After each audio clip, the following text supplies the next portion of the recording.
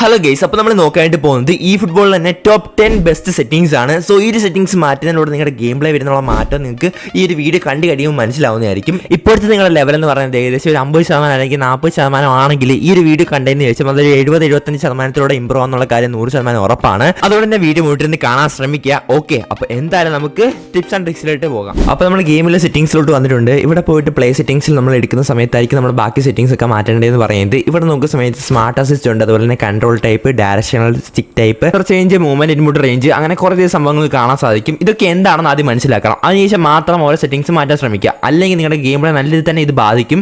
അങ്ങനെ തന്നെ നമുക്ക് ഓരോ മാച്ചിങ്ങുകളൊക്കെ കഴിയും തോറും നമ്മൾ ഓരോ തോൽവികളെ കൂടി ഇടുന്നതായിട്ട് കാണാൻ സാധിക്കും. സോ നമ്മൾ ഈ സെറ്റിംഗ്സുകളൊക്കെ മാറ്റിയാൽ മാത്രമേ നമുക്ക് കറക്റ്റായിട്ട് നമുക്ക് കളിക്കാനും കഴിയാനൊക്കെ പറ്റത്തുള്ളൂ. കാരണം നമ്മുടെ ഫോണിങ്ങൾക്കൊക്കെ പറ്റിയ സാധനവും അതുപോലെ തന്നെ നിങ്ങൾ ഗെയിം പ്ലേയുടെ സ്റ്റൈലിങ്ങൊക്കെ മാറണമെങ്കിൽ തന്നെ ഈ ഒരു സാധനം തന്നെ മാറ്റണം. ഓക്കെ, അപ്പോൾ എന്താണ് സ്മാർട്ട് അസിസ്റ്റ് ഈ സമയത്ത്? ഇതാണെന്ന് പറയുന്നത് കൂടുതൽ ആൾക്കാർ ഓൺ ആക്കിയിട്ടാണ് സാധ്യത. ബട്ട് ഇതിന് ഡിസഡ്വാൻറ്റേജും ഉണ്ട്, അതുപോലെ അഡ്വാൻറ്റേജും ഉണ്ട്. പറയുന്നത് സ്മാർട്ട് അസിസ്റ്റ് എന്ന് പറയുന്നത് ഉപയോഗിക്കുന്നത് ബിക്കോസ് നമ്മളിപ്പോൾ അടുത്തൂടെ പോവാണ്, അതായത് അവരുടെ അറ്റാക്കിംഗ് ബോക്സിൽ നമ്മൾ എത്തിയിട്ടുണ്ട്. അപ്പോൾ അറ്റാക്കിംഗ് ബോക്സിൽ എത്തിയപ്പോഴത്തേക്കും അവരുടെ ടീം ഫുൾ സെറ്റായിട്ട് ഇങ്ങനെ നിൽക്കുമായിരിക്കും, അതായത് ഡിഫൻഡറൊക്കെ സെറ്റായിട്ട് നിൽക്കുമായിരിക്കും.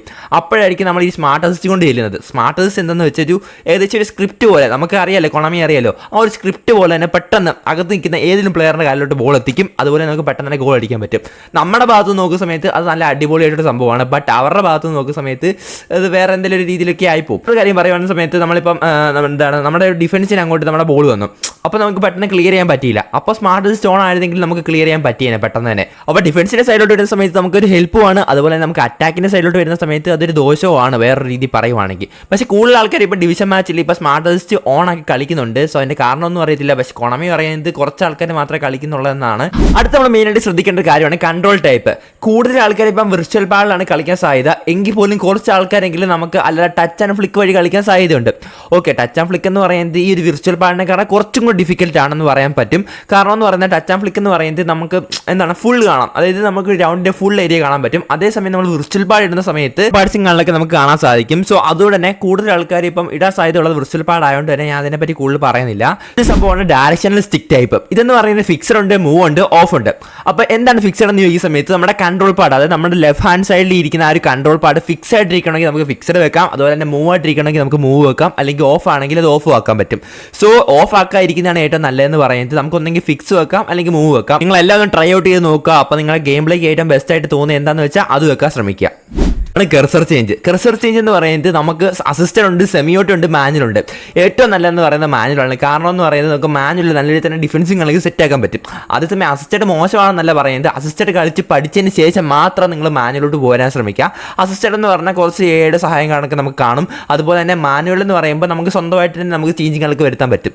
അതായത് നമുക്ക് ഡിഫൻസിങ് കളിക്ക് പക്കയാക്കി എടുക്കാൻ പറ്റണമെങ്കിൽ നമുക്ക് ആദ്യം അസിസ്റ്റന്റ് ഇട്ട് കളിച്ചതിന് ശേഷം മാത്രം മാനുവലോട്ട് വരിക. ആ മാനുവലൊക്കെ ഇട്ട് കളിക്കാൻ പഠിച്ച സെറ്റാണ്. അടുത്തൊരു സംഭവമാണ് മൂവ്മെന്റ്, ഇൻപുട്ട് റേഞ്ച്. ഇതെന്ന് പറയുന്നത് നമ്മുടെ ജോയ്സ്റ്റിക്കിൻ്റെ ആ ഒരു സൈസും കാര്യങ്ങളൊക്കെയാണ് ഇത് പറയുന്നതെന്ന് പറയുന്നത്. ഞാരോ എന്ന് പറഞ്ഞാൽ ഏറ്റവും ചെറുതും, മീഡിയം എന്ന് പറയുന്നത് കുറച്ച് മീഡിയം ആയിട്ട് നിൽക്കുന്നതും, വൈഡ് എന്ന് പറയുന്നത് അത്യാവശ്യം നല്ല തന്നെ മീഡിയത്തിനേക്കാളും കുറച്ച് വലിയൊരു സംഭവമാണ്. ഈ സംഭവം എന്ന് പറയുന്നത് കറക്റ്റ് നമ്മുടെ ഒരു എന്താണ് നമുക്ക് സ്വന്തമായിട്ട് നമുക്ക് ചെയ്ത് നോക്കിയിട്ട് നമുക്കിത് മനസ്സിലാക്കാൻ പറ്റത്തുള്ളൂ. കാരണം എന്ന് പറയുന്നത് ഞാരോ എന്ന് പറയുന്നത് ഭയങ്കര ചെറുതായതുകൊണ്ട് തന്നെ നമുക്ക് എന്താണ് വലിയ വിരലുള്ള ആൾക്കാരാണെങ്കിൽ, അതായത് നമ്മുടെ കൺട്രോളിങ്ങൊക്കെ ആ ഒരു രീതിയിലാണെങ്കിൽ നമുക്ക് പെട്ടെന്ന് തന്നെ ആ ഒരു നമ്മൾ കുറച്ച് മേളിലായിരിക്കും കയറി നിൽക്കുന്നത്. അപ്പം ഞാരോ വരുന്ന സമയത്ത് നമുക്ക് ആ ഒരു ഞാരോയ്ക്ക് കിട്ടത്തില്ല. മനസ്സിലായി? ഞാനെന്ന് പറഞ്ഞാൽ കുഞ്ഞ് ജോയ്സ്റ്റിക്ക് ആയതുകൊണ്ട് നമുക്ക് പെട്ടെന്ന് കിട്ടത്തില്ല. അതുകൊണ്ട് തന്നെ നമുക്ക് പലപ്പോഴും എതിരാളികൾ ഗോൾ അടിക്കുന്ന സമയത്ത് നമുക്ക് ഡിഫൻഡേഴ്സിനെ കൊണ്ടുവരുന്ന സമയത്ത് നമ്മൾ പലപ്പോഴും ഇങ്ങനെ വെക്കുന്നുണ്ടായിരിക്കും, ബട്ട് അത് കൺട്രോളിൽ വരത്തില്ല. സോ ഏറ്റവും നല്ലതെന്ന് പറയുന്നത് മീഡിയം സെറ്റ് ചെയ്യുന്നതാണ്. അപ്പോൾ എല്ലാം നിങ്ങളൊന്ന് ട്രൈ ഔട്ട് ചെയ്ത് നോക്കുക. അപ്പോൾ നിങ്ങൾക്ക് മനസ്സിലാവും നിങ്ങൾക്ക് ഏതാണ് ഏറ്റവും ബെസ്റ്റ് എന്ന്. അടുത്ത സംഭവം നോക്കുന്ന സമയത്ത് ഡിഫെൻഡിങ് കൺട്രോൾ ടൈപ്പാണ്. ഇവിടെ സ്റ്റാൻഡേർഡ് ഉണ്ട്, പ്രഷർ സ്റ്റൈലും ഉണ്ട്. അപ്പോൾ എനിക്ക് പേഴ്സണലി ഇഷ്ടപ്പെട്ടത് സ്റ്റാൻഡേർഡ് ആണ്. അതുകൊണ്ട് തന്നെ ഞാൻ സ്റ്റാൻഡേർഡ് ആണോ വെക്കുന്നതെന്ന് പറയുന്നത്. മിക്ക ആൾക്കാർക്ക് സ്റ്റാൻഡേർഡ് ആണോ നല്ലതെന്ന് പറയുന്നത്. കാരണം എന്ന് പറയുന്നത് പ്രഷർ ടൈപ്പ് നമുക്ക് മാച്ചപ്പിൻ്റെ കാര്യങ്ങളൊക്കെ വരുന്ന സമയത്ത് നമുക്ക് കൂടുതൽ ബുദ്ധിമുട്ടുണ്ടാക്കും. അപ്പോൾ നമ്മൾ അടുത്തായിട്ട് നോക്കാനായിട്ട് പോകുന്നത് നമ്മുടെ ഗെയിമിലെ ഗ്രാഫിക്സിനെ പറ്റിയാണ്. അപ്പോൾ പ്ലെയർ ഗ്രാഫിക്സ് നോക്കുന്ന സമയത്ത് ഹൈ ഉണ്ട്, സ്റ്റാൻഡേർഡ് ഉണ്ട്, ലോവസ്റ്റ് ഉണ്ട്. അപ്പോൾ നിങ്ങൾ കൂടുതൽ ഗ്രാഫിക്സിനാണ് പ്രാധാന്യം കൊടുക്കുന്നത് എന്നുള്ള ഒരാളാണെങ്കിൽ നിങ്ങൾക്ക് ഹൈ വെക്കുന്നതായിരിക്കും നല്ലതെന്ന് പറയുന്നത്. അതേസമയം നിങ്ങൾക്ക് നല്ല തന്നെ കളിച്ചാൽ മതി എന്നുള്ള ഒരാളാണെങ്കിൽ നിങ്ങൾക്ക് ലോവസ്റ്റ് വെക്കുന്നതായിരിക്കും നല്ലതെന്ന് പറയുന്നത്. അത്യാവശ്യം പെർഫോമൻസ് നിങ്ങൾക്ക് വേണം, എന്നാലും അത്യാവശ്യം ഗ്രാഫിക്സും വേണമെന്നുണ്ടെങ്കിൽ നിങ്ങൾക്ക് സ്റ്റാൻഡേർഡ് ആയിരിക്കും ഏറ്റവും ബെസ്റ്റ് എന്ന് പറയുന്നത്. അപ്പോൾ ഞാൻ കൂടുതൽ റെഫർ ചെയ്യുന്നത് എന്താ ലോവസ്റ്റ് വെക്കാനാണ്. കാരണം ഞാൻ ഒരു ഗെയിം പ്ലേക്കാണ് ഇത് കൊടുക്കുന്നത്, കൂടുതൽ മുൻതൂക്കം കൊടുക്കുന്നത്. വെക്കുന്നത്. അതുകൊണ്ട് തന്നെ ഞാൻ വെക്കുന്നതെന്ന് പറയുന്നത് ലോവസ്റ്റ് ആണ്. അതുപോലെ തന്നെ സ്റ്റേഡിയം ഗ്രാഫിക്സിൻ്റെ കാര്യം നോക്കുന്ന സമയത്ത് അതുപോലെ തന്നെ ഞാൻ ലോവസ്റ്റ് ആണ് വെക്കുന്നത്. അപ്പോൾ ലാഗിങ് കണക്കുള്ള മൊബൈലാണെങ്കിൽ ഏറ്റവും നല്ലതെന്ന് പറയുന്നത് ലോവസ്റ്റ് തന്നെ വെക്കുന്നതാണ്. അത്യാവശ്യം കുഴപ്പമില്ലാത്ത മൊബൈലാണെങ്കിൽ സ്റ്റാൻഡേർഡ് വെക്കുക. അത്യാവശ്യം നല്ല സ്പെക്കുള്ള മൊബൈലാണെങ്കിൽ നിങ്ങൾക്ക് ഹൈയും വെക്കാവുന്നതാണ്. അതേസമയം ഫ്രെയിം റേറ്റിൻ്റെ കാര്യം നോക്കുന്ന സമയത്ത് അവിടെ നമുക്ക് FPS കാണലൊക്കെ വരുന്നതെന്ന് പറയുന്നത് നമ്മുടെ മൊബൈലനുസരിച്ചാണ്. അതായത് എൻ്റെ മൊബൈൽ എന്ന് പറയുന്നത് ഒരു അത്യാവശ്യം കുഴപ്പമില്ലാത്ത ഒരു ഏറ്റവും കുറഞ്ഞൊരു മൊബൈലാണ്. അതുകൊണ്ട് തന്നെ ഞാൻ കുറച്ചാണ് വെക്കുന്നതെന്ന് പറയുന്നത് FPS കാണലൊക്കെ. അതനുസരിച്ച് നമുക്ക് ചാർജിങ് ആളൊക്കെ പോകത്തുള്ളൂ. അതായത് കൂടുതൽ FPS വെക്കുന്ന സമയത്ത് കൂടുതൽ ചാർജിങ് ആൾക്ക് നമ്മുടെ മൊബൈലിൽ നിന്ന് പോകുന്നതായിരിക്കും. സോ അതേസമയം നിങ്ങൾക്ക് പെട്ടെന്ന് കൂടുതൽ നേരം കളിക്കണമെന്നുണ്ടെങ്കിൽ FPS കുറച്ച് വെക്കുന്നതായിരിക്കും ഏറ്റവും നല്ലതെന്ന് പറയുന്നത്. അത് നിങ്ങളുടെ മൊബൈലിൽ ഡിപ്പെൻഡ് ചെയ്തിരിക്കും. അപ്പോൾ ഇത്രത്തോളം കാര്യങ്ങളൊക്കെ എനിക്ക് പറയാനുള്ളതെന്ന് പറയുന്നത്. സോ ഇത് ഉപകാരപ്പെട്ടെന്ന് വിശ്വസിക്കുന്നു. സോ ഉപകാരപ്പെട്ടെങ്കിൽ നമ്മുടെ ചാനൽ സബ്സ്ക്രൈബ് ചെയ്യുക, അതുപോലെ തന്നെ വീഡിയോക്ക് ഒന്ന് ലൈക്ക് ചെയ്യുക, പിന്നെ ഒരു കമൻറ്റും കൂടി ഇടുവാണെങ്കിൽ അടിപൊളിയായിരിക്കും. അപ്പോൾ എന്തായാലും അടുത്തൊരു വീഡിയോ കാണുന്നവരെ bye guys and love you all.